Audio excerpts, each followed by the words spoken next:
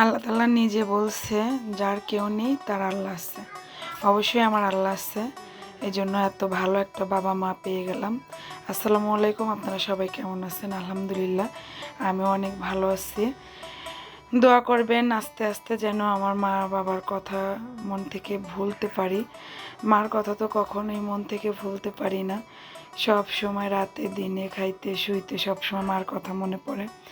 আমি যেহেতু আমার মার একটাই মেয়ে, আর মা আমার কাছেও থাকতো, এজন্য আমি এত তাড়াতাড়ি মার কথা বলতেই পারি না। আজকে আমার বাসায় মেহমান আসবে, বা আপনারা তো থাম্বনেল দেখলেন যে কারা মেহমান।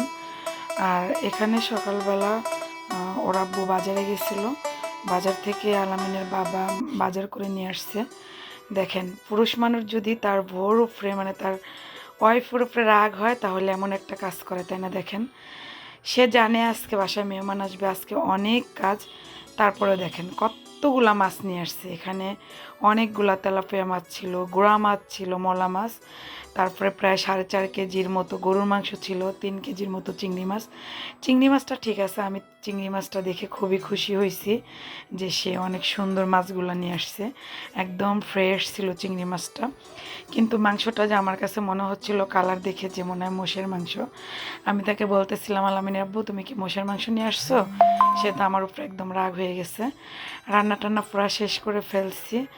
মেহমান আসার কথা ছিল দুপুরবেলা সিলেট থেকে, কিন্তু তারা একটু ভুলের কারণে আস্তে আস্তে রাত হয়ে গেছিলো, আর তারা প্রচুর টায়ার্ড ছিল, এই জন্য আর রাত্রের ভিডিওটা করতে পারি নাই, খাওয়ার ভিডিওটা করতে পারি নাই। এই জন্য আর করিও নাই, কারণ তারা অনেক টায়ার্ড হয়ে গেছিলো, একদম 12-13 ঘন্টা লাগছে, 5 ঘন্টার জায়গায় 12-13 ঘন্টা। এখানে গরুর মাংস, চিংড়ি মাছ, ডিম ভুনা করছিলাম, পটল ভাজি, ডাল, পোলাও, সাদা ভাত, সালাদ। এখন আমি খাইতে দিয়ে দেব। আর আসলে খাবার ভিডিওটা করার কথা মনে ছিল না। যারা আসছে তারা হলো আমার মা বাবা। আবার অনেকেরই প্রশ্ন থাকতে পারে কেমন মা বাবা, সেটাও বলবো। খাওয়া দাওয়া শেষে সন্ধ্যার দিকে একটু আম্মুকে নিয়ে বাইরে বের হয়েছিলাম।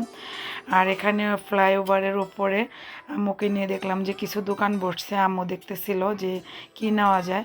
আমার হাজব্যান্ড দেখাচ্ছিল আর আমি একটু ভিডিও করতেছিলাম। এই যে আমার হাজব্যান্ড আর আম্মু একটু দেখতেছিল কি নেবে। সে আর কি ঘরের এই যে ছোবাগুলো নেওয়ার জন্য দেখতেছিল। তবে যারা আসছে তারা হলো আমার বাবা মা।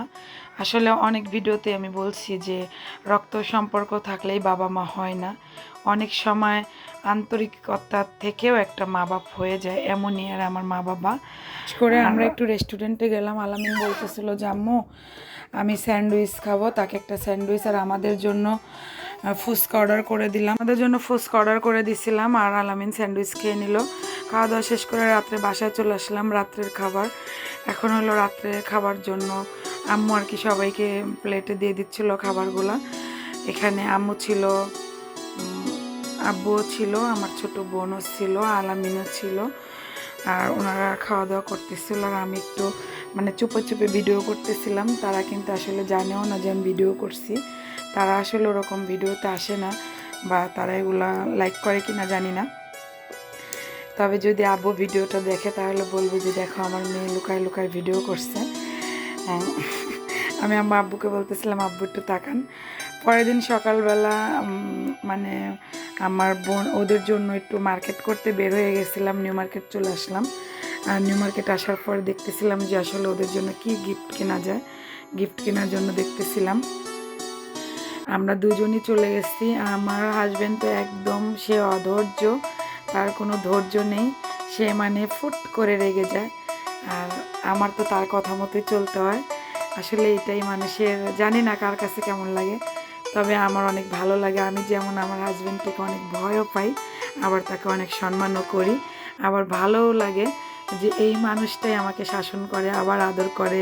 দুদিন পরে আবার এই মানুষটা আমাকে ছেড়ে অনেক দূরে থাকবে বা দূরে যাবে, সব কিছু মিলে আমার কাছে ভালো লাগে। আমি তাকে ভিডিও করতেছিলাম, বলতেছিলাম তুমি একটু পিছিয়ে তাকাও। সে এমনভাবে তাকাচ্ছিল তার পেট ছাড়া আর কোনো কিছু দেখা যাচ্ছিল না। 4 মাসের ছুটিতে বাড়িতে এসে একদম শুয়ে বসে খেয়ে তার শুধু পেটই হয়ে গেছে।